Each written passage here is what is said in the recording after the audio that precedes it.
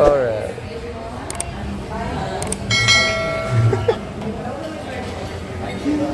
Oh, yun.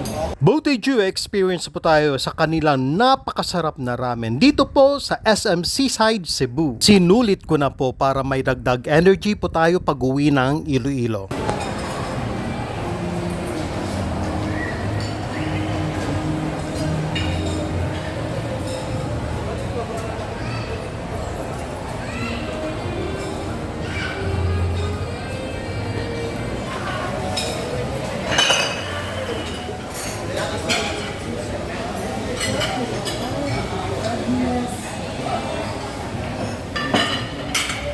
Ayos ba?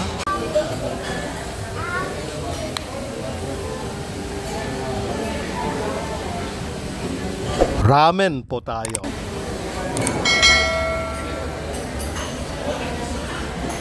And then after that, we took a bus ride going to SM Cebu. Sa SM Cebu City po mismo. Para makahabol po tayo ng kanilang closing time.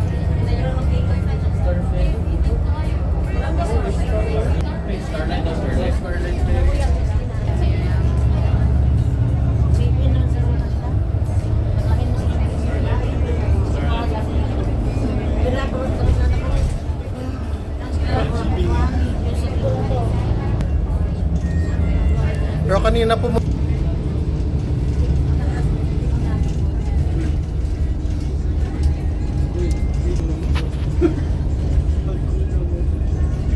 hahabol po tayo ng Dairy Queen sa SM City, Cebu. Sir Jeff, avocado malo medium size, sir. Thank you, sir. Thank you. After that long stretch bus ride, nandito na po tayo sa Bacolod City. Then, going home, Iloilo City na po.